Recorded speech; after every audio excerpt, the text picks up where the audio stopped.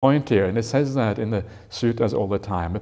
A son or a daughter from a good family goes forth. The prince or something like that goes forth, because the Dhamma, everybody has suffering regardless of your status in life. So this is the point here. That's why the householder is mentioned specifically.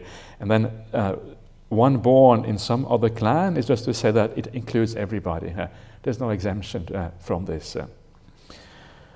So then, on hearing that Dhamma, that the Buddha or the Tathagata expounds, you acquire faith in the Buddha, right? You hear the Dhamma, and on that basis you acquire faith.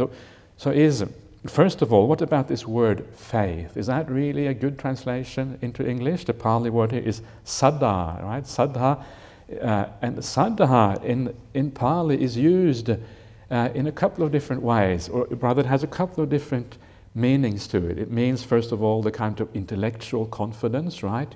You listen to something and think, yeah, this makes sense. Not really intellectual, but the sense of confidence that something makes sense, that something is trustworthy. Or you watch somebody and you see that their behavior is according to how they speak and according to how they act. Act is also, speech and action are in conformity with each other. And that's what gives rise to confidence, right? So this is like reasoned confidence. And then there's also the heart factor, the confidence of the heart. That is a feeling, the positive, good feeling that comes from having confidence. And this is what we're trying to develop when we do things like the recollection of the Buddha, Dhamma, and the Sangha, is that confidence which gives a beautiful feeling inside. So there's these two aspects to saddha in Pali. There is like the feeling of kind of intellectual confidence on the one hand, and then the feeling that comes with that, when you really feel this is something powerful and beautiful, the happiness and joy that arises inside as a consequence. So I think that confidence is probably a preferable translation, because the word faith, it is used often in all kind of other religions. It's often used in quite a different way from the way it is used in Buddhism. So I think, to me, confidence is a better way of translating this. So you acquire confidence in the Buddha, but we hear the Dhamma, I think, wow, there's something powerful going on here. And it's not just the hearing of the Dhamma, but it's also watching the Buddha. This is what I was talking about before, and the Buddha specifically says this in another sutta in the Majjhima Nikaya, the Vimamsaka Sutta. He says, you should watch me here, and you should see if you can actually see any states. Can you see anything in me which gives rise to the feeling that I must have some kind of anger or greed or delusion? Can you see that in me? You should investigate me. Obviously, the Buddha is confident, right? You won't see these things in him, so he's happy to say that. So please investigate. And what that shows you is that's what we also should be doing. We should investigate these things. And if there is reasons for doubt, you shouldn't be afraid of having doubt. This is actually part of the duty of anyone who is going on the spiritual path, to investigate and then have doubts if there are good grounds for having doubts. Not to be hypercritical in a kind of silly way, but look carefully here. So, when you hear that Dhamma, and you see that the Dhamma is congruent with the behavior, and the behavior is congruent with the Dhamma, these things go together, that is when you start to acquire that confidence in the Buddha. There's actually another interesting sutta as well, is also in the Majjhima Nikaya, and that is a householder or a layperson says to the Buddha, but sometimes it's very hard for us there are these monastics around, it's very hard for us to really judge whether these monastics are pure or not. We are too far removed, right? We don't really see them close up enough to be able to know whether they have the qualities that they're supposed to have. And there is some truth to that. You have to have a certain relationship with somebody to be able to judge these things. And the Buddha there says, quite interestingly, that the way to make a judgment in that sort of situation is to see how people live. And if people live contentedly, happily, say in a forest somewhere, in a kuti, somewhere far away from society, not indulging in the ordinary pleasures of the world, then you can take it that they have something else. There's something more in their life that sustains them, that makes them able for them to live that kind of life over the long term. And then that is then often enough, he says. That is enough to show you that this is someone who, at the very least, they're practicing in the right way and moving in the right direction. Otherwise, they wouldn't be able to live this kind of life, right? So this is the second way to judge, is just to see how people actually are living their life and where they're getting their sustenance and happiness from. So then, when you see that, you acquire confidence in the Tathagata. And then, of course, once he has that confidence, it says here, this doesn't always happen, but it happens sometimes, then you realize that you want to go forth. Why? Because household life is crowded and dusty. So I like this kind of idea, crowded and dusty. Basically it means that when you live in a house, right, in the home, there's people around you all the time. Your family is there. I think in those days it was probably much worse than it is now, and families were much more extended families, right, with servants and all these kind of things. These days we have more the idea of the nuclear family, which is a bit smaller. But still, you know, when you live a life in a house, there is still this feeling of being more impinged upon by the people around you. And in contrast, he says here, the life gone forth is wide open. And I can relate to that. You know, when I think back what it's like to live with my family, and I tend to think about what it's like to living in the kuti, there is this kind of a sense of freedom. You feel a kind of sense of freedom just by sitting by yourself. There's nobody around you, nobody to impinge upon you. You have this sense of being removed, right? And there's a freedom in the mind that comes from this feeling of being removed. You feel a sense of liberation, as if you are not impinged upon by what is going on around you. And it is quite, once you get used to it, it's actually a very pleasant and very nice feeling to have that sense of distance and room around you. And you get a little bit of feel for that here, although here is still quite close together. But when you stay in the kuti somewhere, you really get that feeling of being separated, both physically, but especially mentally. You get this mental feeling of separation, which actually is very peaceful and nice feeling. Okay, so you decide you want to do it, to give up the household life. Because it's crowded and dusty. The idea of dusty in the Pali language is this is raja. Raja is dust, and the idea of raja is a metaphor for defilements, especially for desires. That is what raja is all about. It's a metaphor for defilements. So once you are, you know what it's like. You live the home life. You're around people all the time. It's very easy for defilements to arise, right? It's easy to get irritated by something. A house is also a place where you enjoy yourself with entertainment and all kind of things. It's easy for cravings and desires to arise. So defilements are much more likely to arise in that sort of setting than they are in the setting of a monastic life, where you are a little bit removed from all that.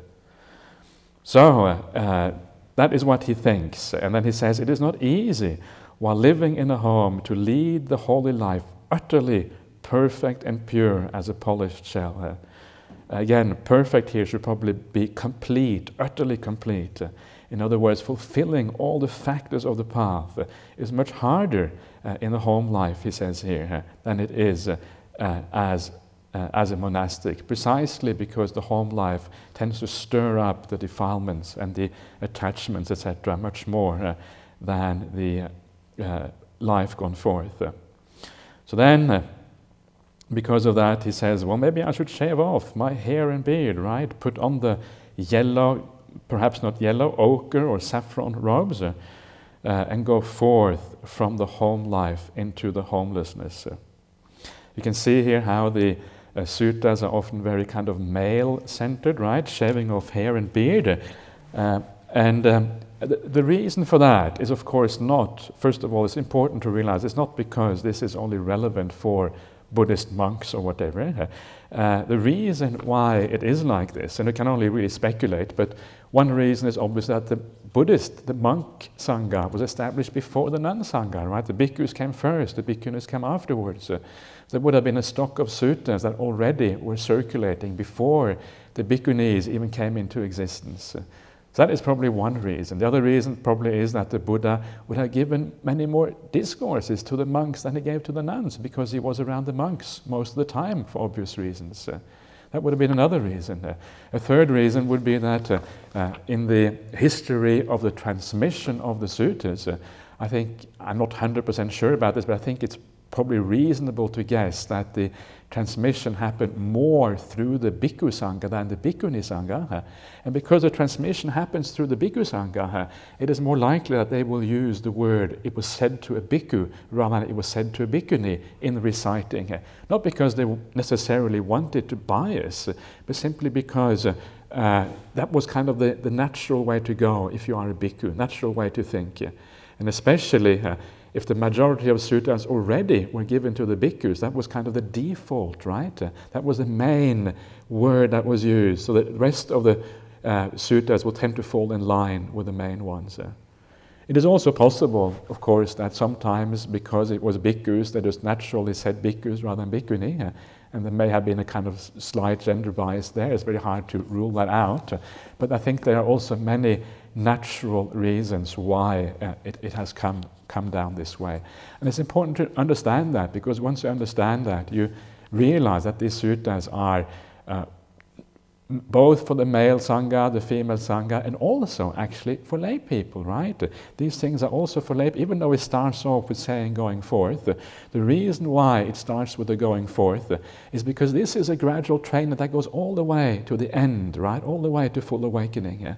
And to go all the way to full awakening, you need usually to go forth somewhere in that process. So this is also for lay people, but it's kind of, because it is the full training, that's why it is given to monastics in this way.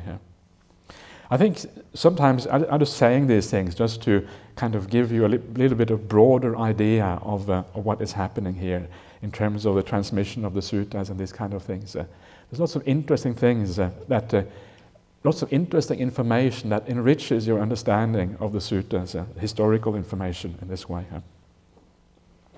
Okay, so then he decides.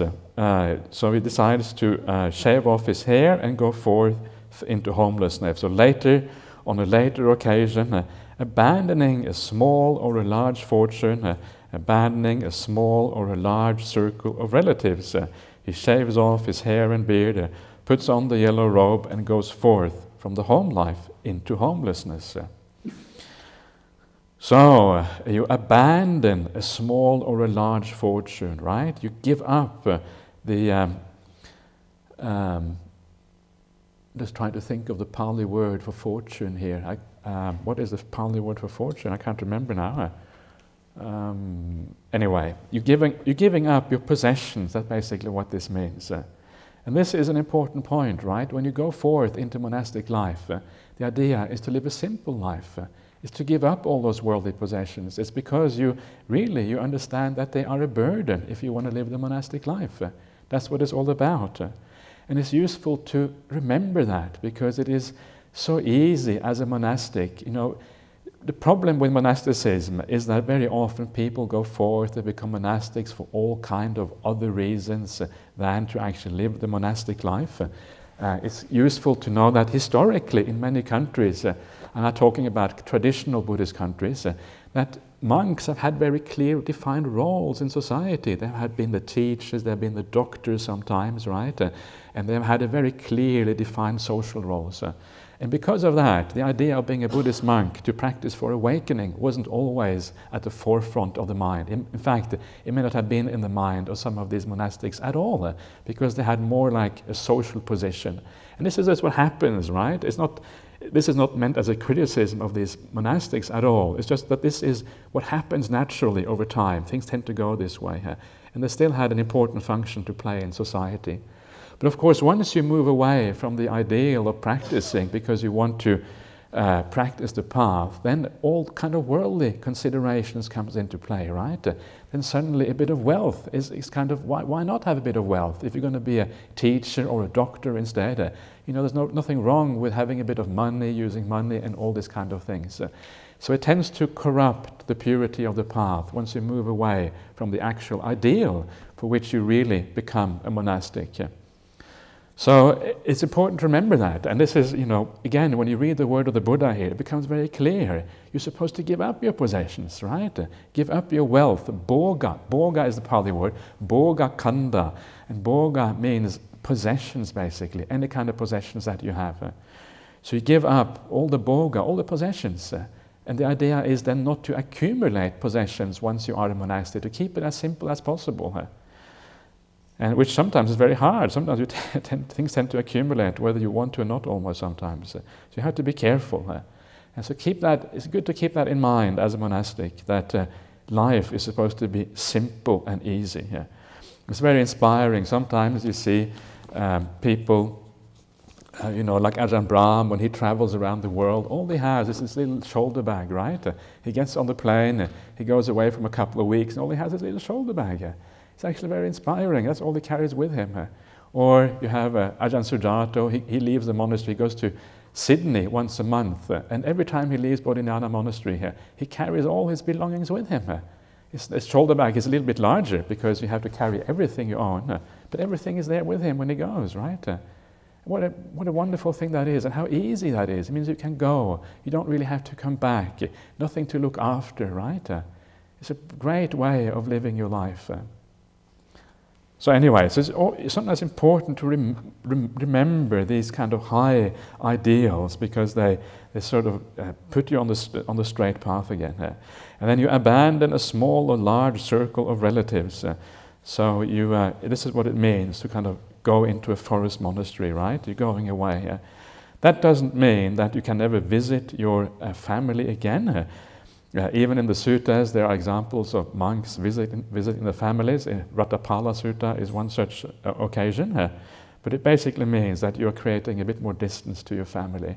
And that is not a bad thing. Sometimes people think that's a bad thing, but actually there is less contact, but often the contact that you have with a child or with a brother or a son or daughter who has gone forth, there's more quality to that contact, right?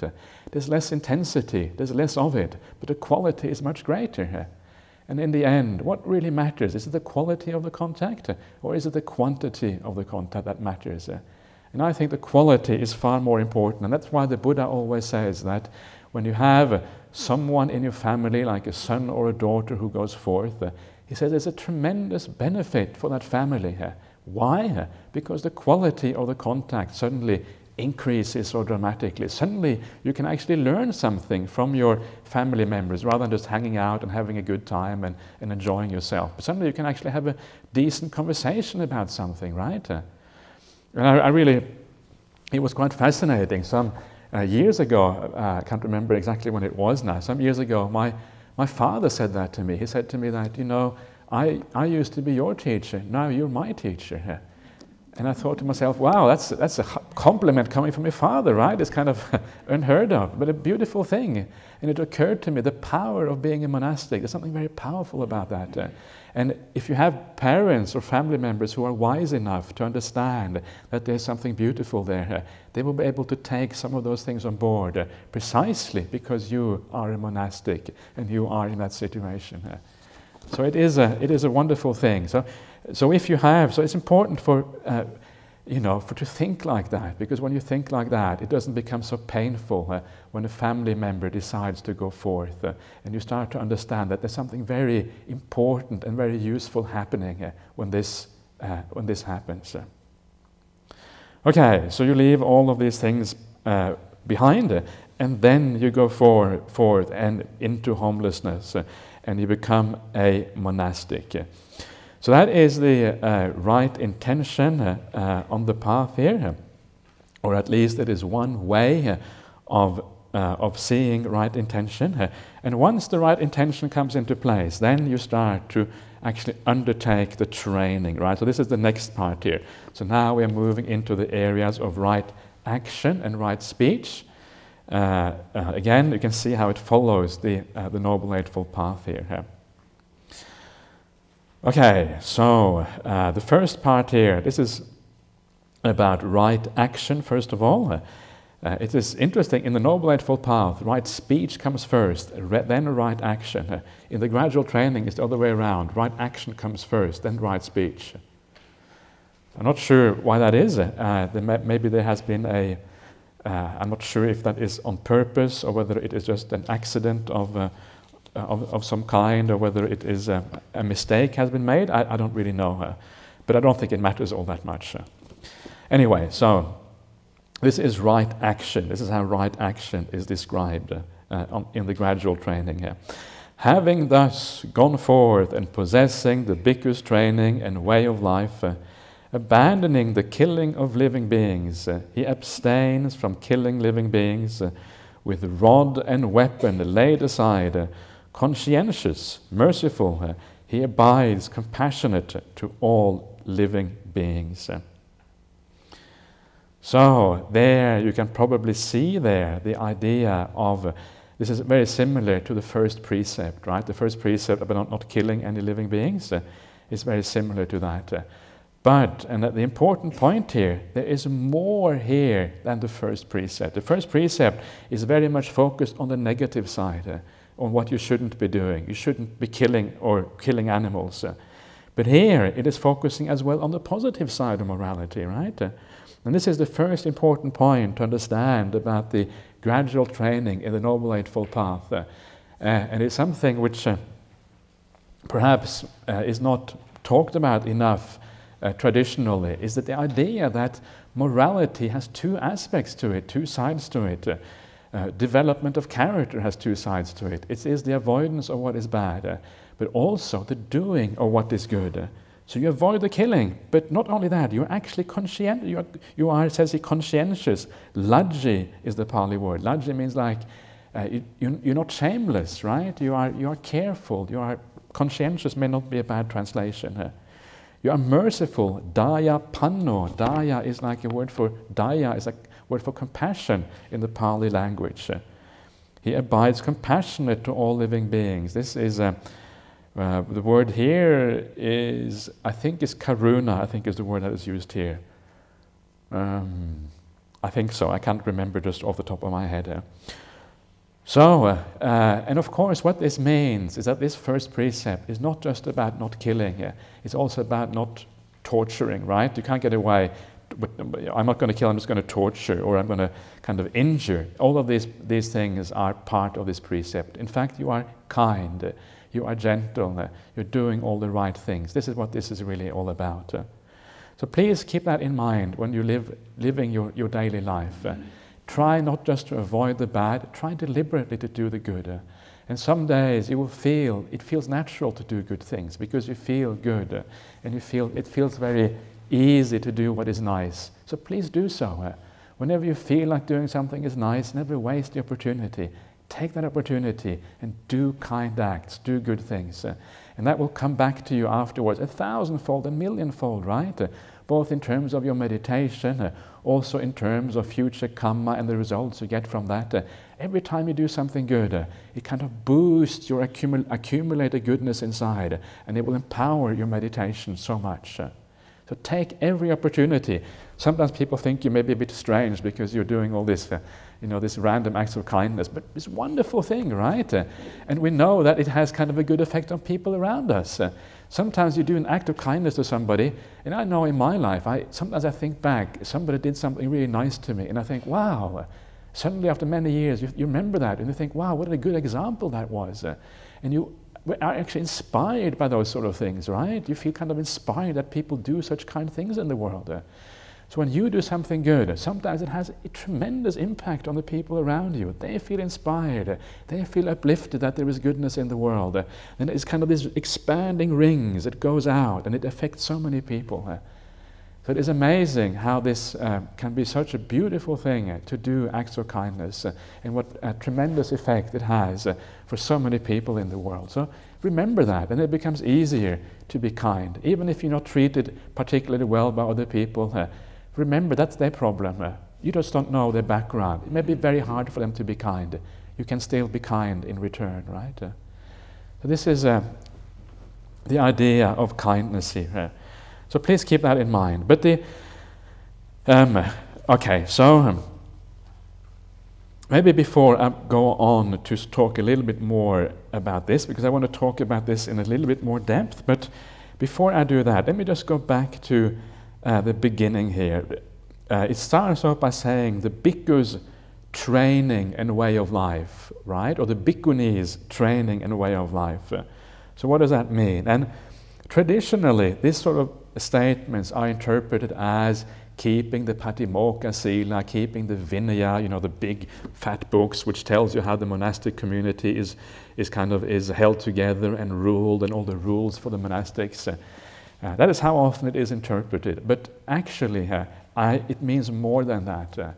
If you interpret it in that very narrow sense, you're actually missing out on so much. The Vinaya, the rules for monastics, they are a function of the Dhamma. The Dhamma comes first. The teaching is what really matters.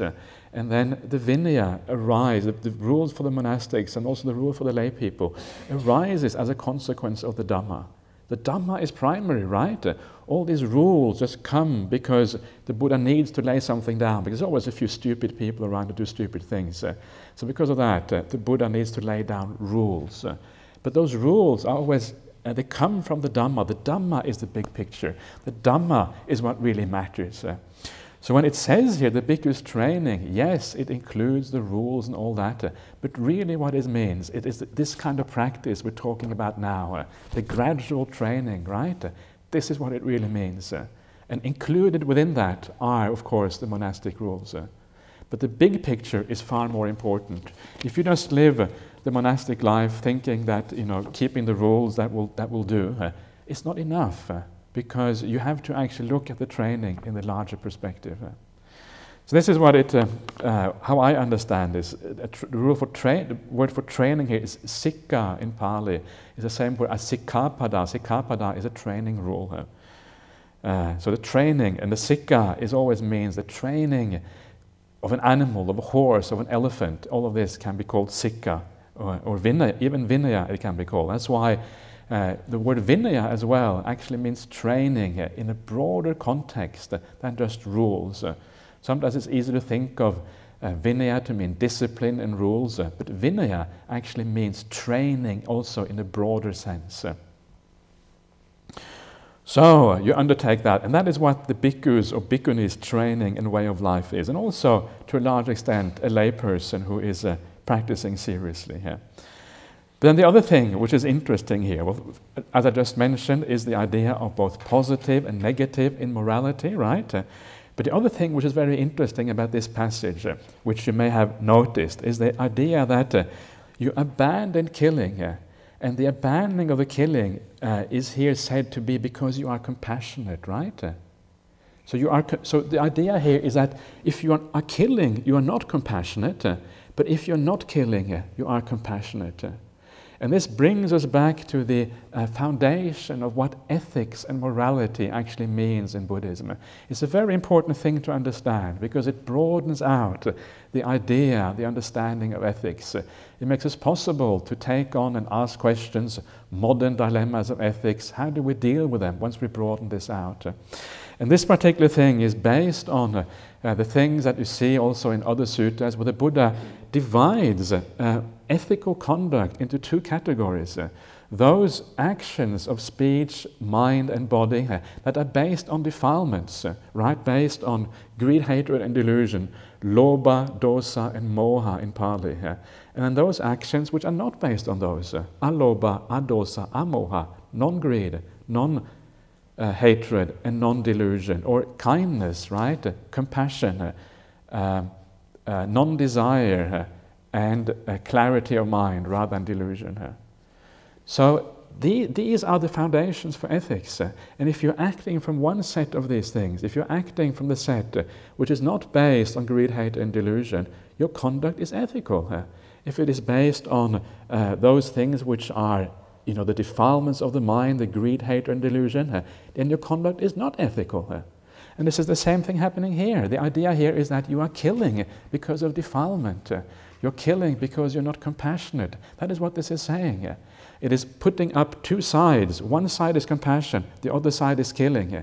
The idea is that the killing is not compassionate, whereas compassion usually includes not killing.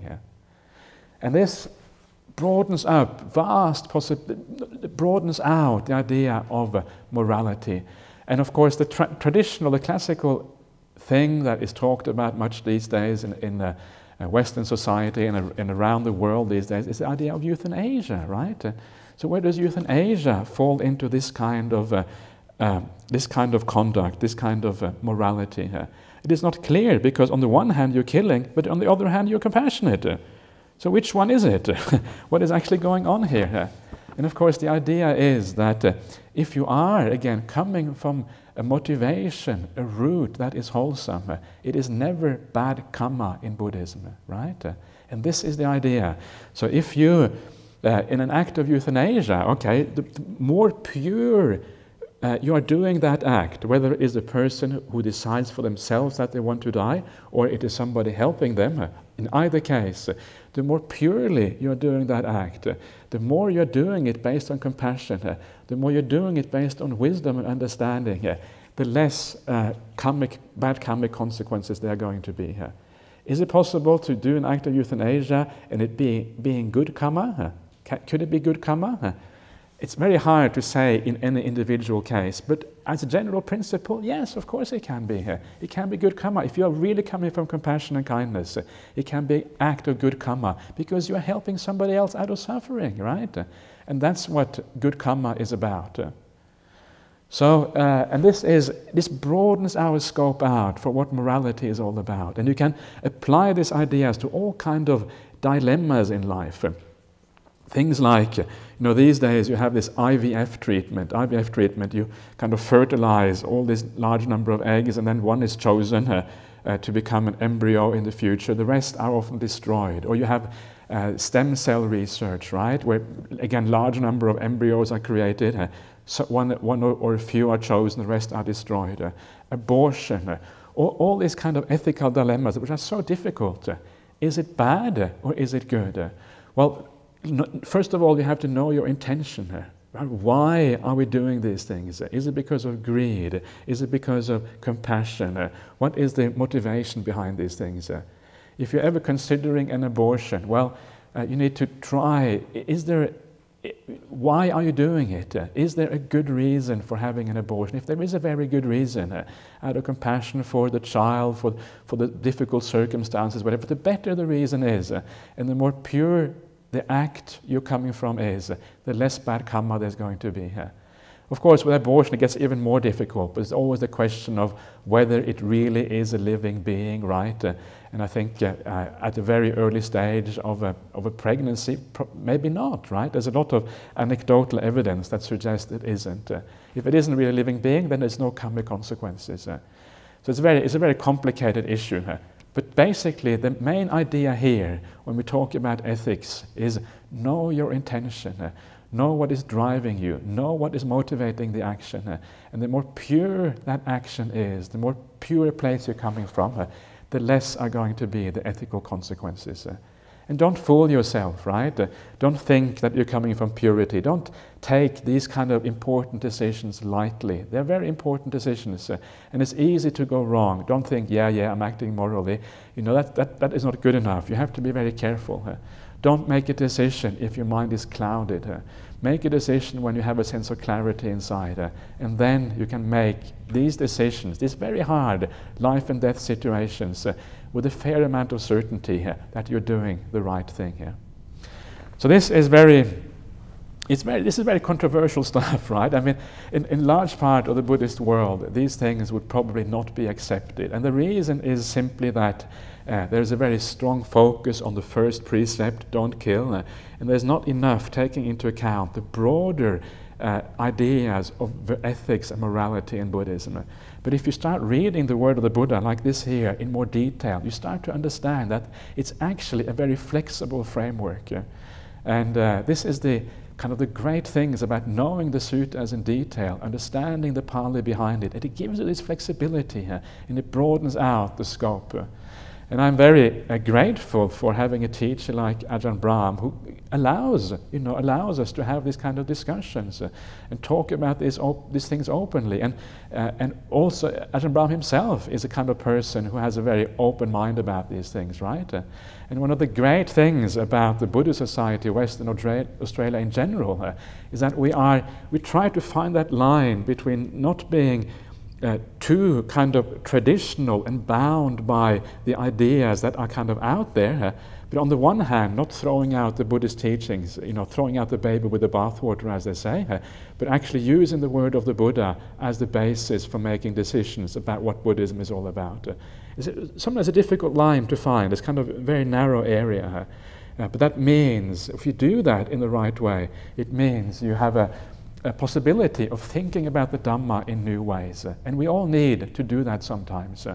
Every generation of Buddhists need to think about the Dhamma in a slightly new way, because the challenges are different.